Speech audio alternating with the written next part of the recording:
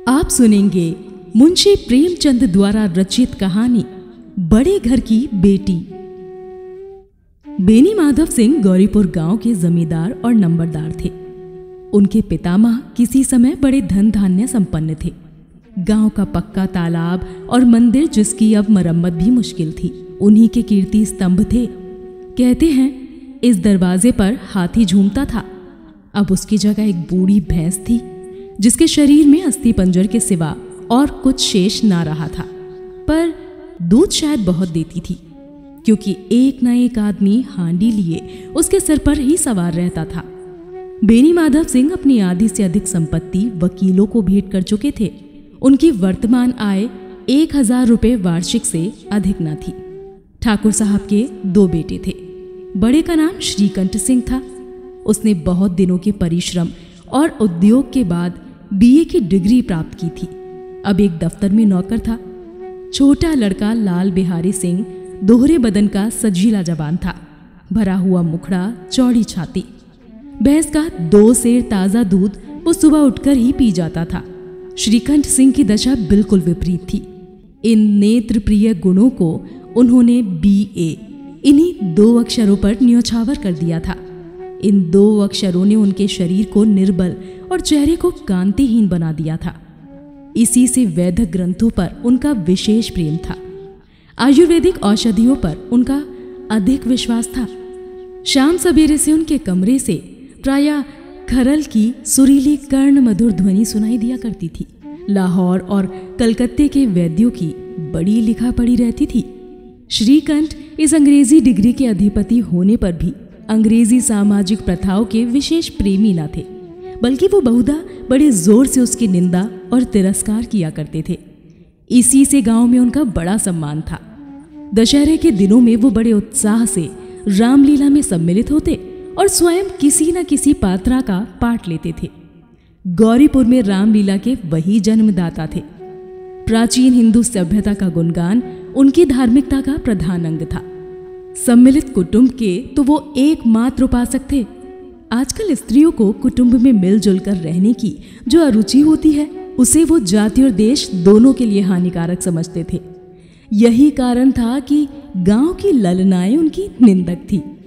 कोई कोई तो उन्हें अपना शत्रु समझने में भी संकोच न करती थी। स्वयं उनकी पत्नी को ही इस विषय में उनसे विरोध था। ये इसलिए नहीं कि उसे अपने सास ससुर देवर या जेठ आदि से घृणा थी, बल्कि उनका विचार था कि यदि बहुत कुछ सहने और तरह देने पर भी परिवार के साथ निर्वाह ना हो सके, तो आए दिन की कलह से जीवन को नष्ट करने की अपेक्षा यही उत्तम है कि अपनी खिचड़ी अलग पकाई जाए। आनंदी एक बड़े उच्च कुल की लड़की थी। उसके बाप एक छोटी सी रियासत के तालुकेदार थे। विशाल भवन, एक हाथी, 3 कुत्ते, बाज, बहरी, शिकरे, झाड़ फानूस, ऑनरेरी मैजिस्ट्री और ऋण, जो एक प्रतिष्ठित तालुकेदार के भाग्य पदार्थ है, सभी यहाँ विद्यमान थे। नाम था भूप सिंह। बड़े उदार चित्त और प्रतिभाशाली पुरुष थे, पर दुर्भाग्य से लड़का एक भी ना था।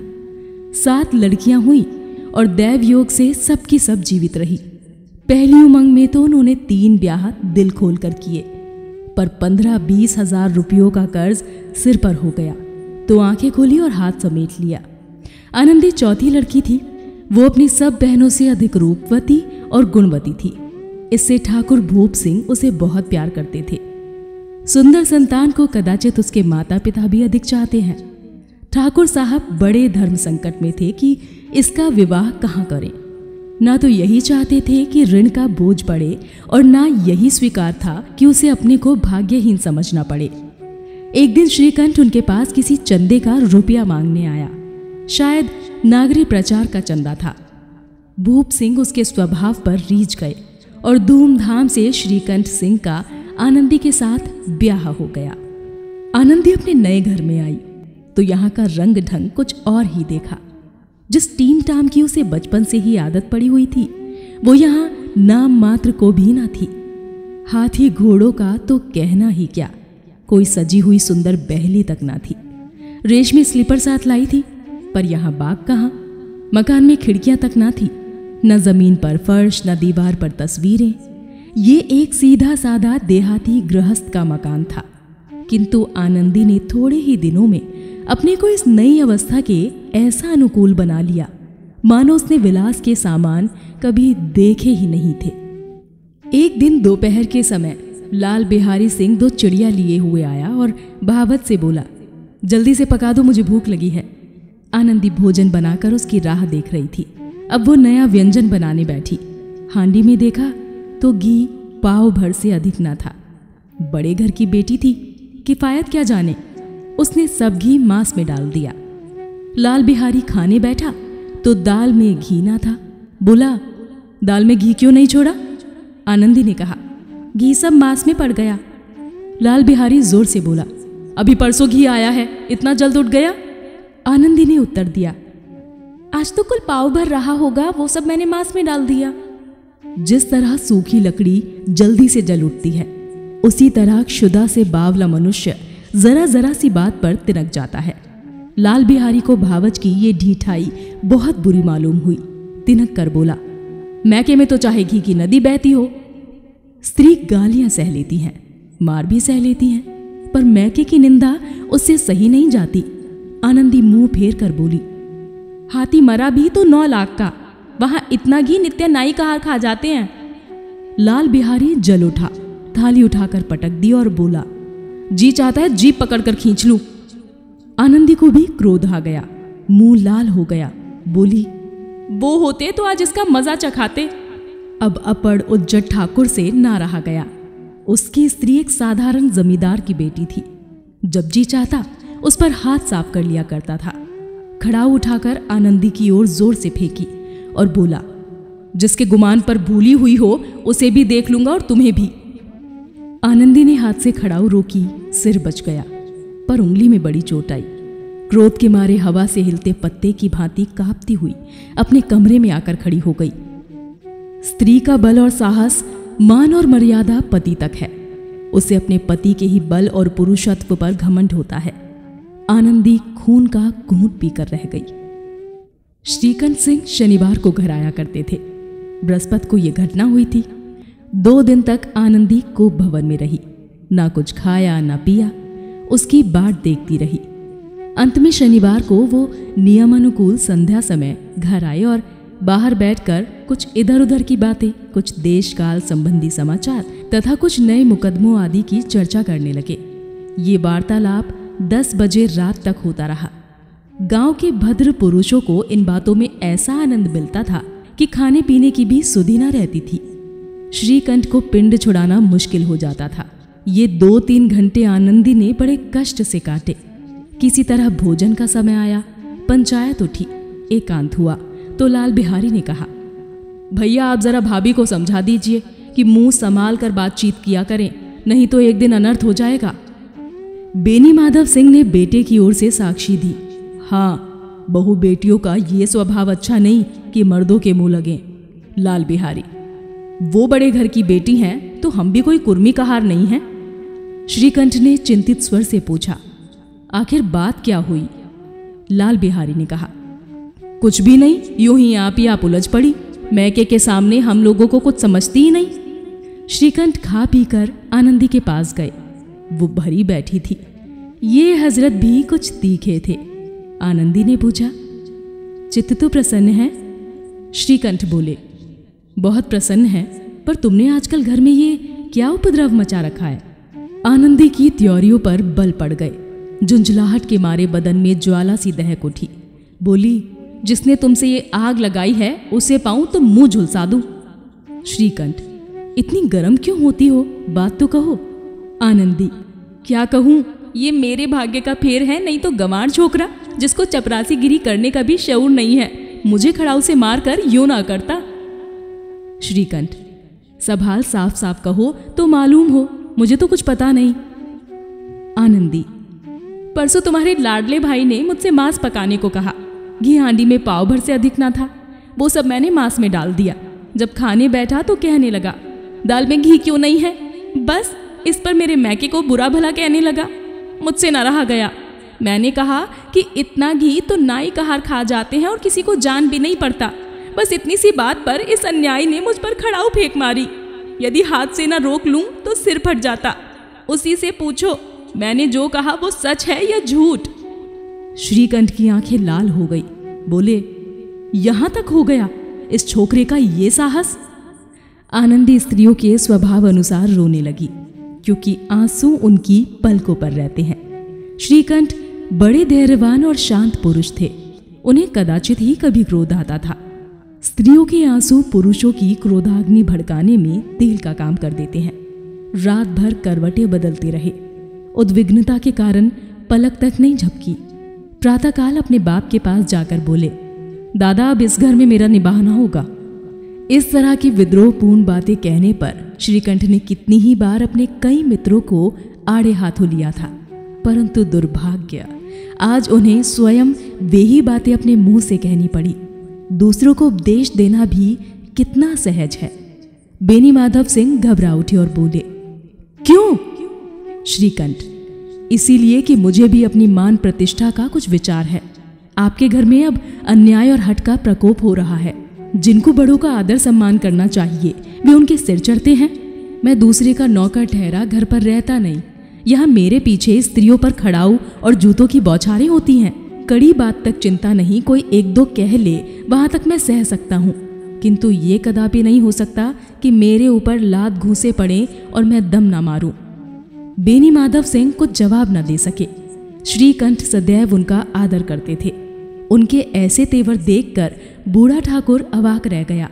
केवल इतना ही बोला, बेटा तुम बुद्धिमान होकर ऐसी बातें करते हो। स्त्रियां इस तरह घर का नाश कर देती हैं। उनको बहुत सिर चढ़ाना अच्छा नहीं। श्रीकंठ, इतना मैं जानता हूँ, आपके आशीर्वाद से ऐसा मूर्ख नहीं हूँ। आप स्वयं जानते हैं कि मेरे ही समझाने बुझाने से इस गांव में कई घर संभल गए, पर जिस स्त्री की मान प्रतिष्ठा का ईश्वर के दरबार में उत्तरदाता हूँ, उसके प्रति ऐसा घोर अन्याय और पशुवत व्यवहार मुझे सहन नहीं। आप सच मानिए, मेरे लिए यही कुछ कम नहीं है कि मैं लाल बिहारी को कुछ दंड नहीं देता। अब बेनी माधव सिंह भी गरमाए। ऐसी बातें और न सुन सके, बोले, लाल बिहारी तुम्हारा भाई है। उससे जब भी कुछ भूल चूक हो उसके कान पकड़ लो। लेकिन श्रीकंठ, लाल बिहारी को अब मैं अपना भाई नहीं समझता। बेनी माधव सिंह, स्त्री के पीछे? श्रीकंठ, जी नहीं, उसकी क्रूरता और अविवेक के कारण। दोनों कुछ देर चुप रहे।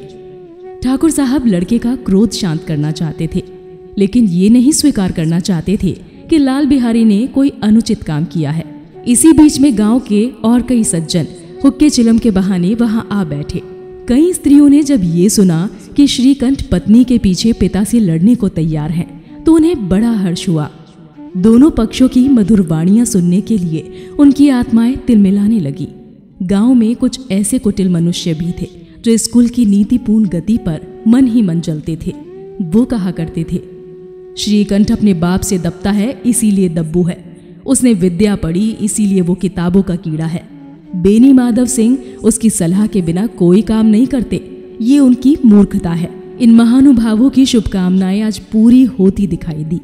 कोई हुक्का पीने के बहाने और कोई लगान की रसीद दिखाने आकर बैठ गया। बेनी माधव सिंह पुराने आदमी थे, इन भावों को ताड़ गए। उन्होंने निश्चय किया कि चाहे कुछ ही क्यों ना हो, इन द्रोहियों को ताली बजाने का अवसर ना दूंगा। तुरंत कोमल शब्दों में बोले, बेटा मैं तुमसे बाहर नहीं हूं, तुम्हारा जो जी चाहे करो।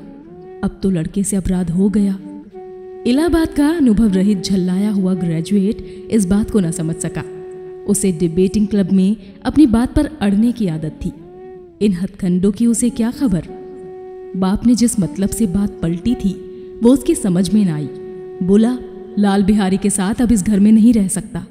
बेनी माधव, बेटा बुद्धिमान लोग मूर्खों की बात पर ध्यान नहीं देते।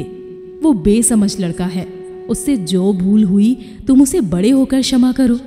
श्रीकंठ, उसकी इस दुष्टता को मैं कदापि नहीं सह सकता। या तो वही घर में रहेगा या मैं ही।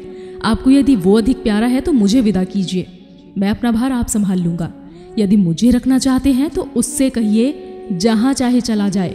बस ये मेरा अंतिम निश्चय है। लाल बिहारी सिंह दरवाजे की चौखट पर चुपचाप खड़ा बड़े भाई की बातें सुन रहा था। वो उनका बहुत आदर करता था। उसे कभी इतना साहस ना हुआ कि श्रीकंठ के सामने चारपाई पर बैठ जाए, हुक्का पी ले या पान खा ले। बाप का भी वो इतना मान ना करता था। श्रीकंठ का भी उस पर हार्दिक स्नेह था। अपने होश में उन्होंने कभी उसे धुड़का तक ना था। जब वो इलाहाबाद से आते तो उसके लिए कोई ना कोई वस्तु अवश्य लाते। मुकद्दर की जोड़ी उन्होंने ही बनवा कर दी थी। पिछले साल जब उसने अपने से ड्योढ़े जवान को नागपंचमी के दिन दंगल में पछाड़ दिया तो उन्होंने पुलकित होकर अखाड़े में ही जाकर उसे गले लगा लिया था। 5 रुपए के पैसे लुटाए थे। ऐसे भाई के मुंह से आज ऐसी हृदय विदारक बातें सुनकर लाल बिहारी को बड़ी ग्लानि हुई। वो फूट फूट कर रोने लगा। इसमें संदेह नहीं कि अपने किए पर पछता रहा था।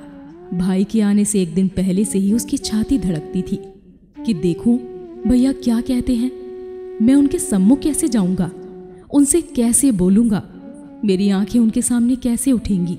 उसने समझा था कि भैया मुझे बुलाकर समझा देंगे। इस आशा के विपरीत आज उसने उन्हें निर्दयता की मूर्ति बने हुए पाया। वो मूर्ख था, परंतु उसका मन कहता था कि भैया मेरे साथ अन्याय कर रहे हैं। यदि श्रीकंठ उसे अकेले में बुलाकर 2-4 बातें कह देते, इतना ही नहीं 2-4 तमाचे भी लगा देते तो कदाचित उसे इतना दुख ना होता। पर भाई का ये कहना कि अब मैं इसकी सूरत नहीं देखना चाहता, लाल बिहारी से सहा ना गया। वो रोता हुआ घर आया। कोठरी में जाकर कपड़े पहने, आंखें पोंछी जिससे कोई ये ना समझे कि रोता था। तब आनंदी के द्वार पर आकर बोला, भाभी, भैया ने निश्चय किया है कि वो मेरे साथ इस घर में ना रहेंगे। अब वो मेरा मुख नहीं देखना चाहते, इसीलिए अब मैं जाता हूं। उन्हें फिर मुख ना दिखाऊंगा। मुझसे जो कुछ अपराध हुआ उसे क्षमा करना। ये कहते कहते लाल बिहारी का गला भर आया। जिस समय लाल बिहारी सिंह सिर झुकाए आनंदी के द्वार पर खड़ा था, उसी समय श्रीकंठ सिंह भी आंखें लाल किए बाहर से आए। भाई को खड़ा देखा तो घृणा से आंखें फेर ली और कतरा कर निकल गए, मानो उसकी परछाई से भी दूर भागते हों। आनंदी ने लाल बिहारी की शिकायत तो की थी, लेकिन अब मन में पछता रही थी। वो स्वभाव से ही दयावती थी। उसे इसका तनिक भी ध्यान ना था कि बात इतनी बढ़ जाएगी। वो मन में अपने पति पर झुंझला रही थी कि ये इतने गर्म क्यों होते हैं। उस पर यह भय भी लगा हुआ था कि कहीं मुझसे इलाहाबाद चलने को कही तो कैसे क्या करूंगी।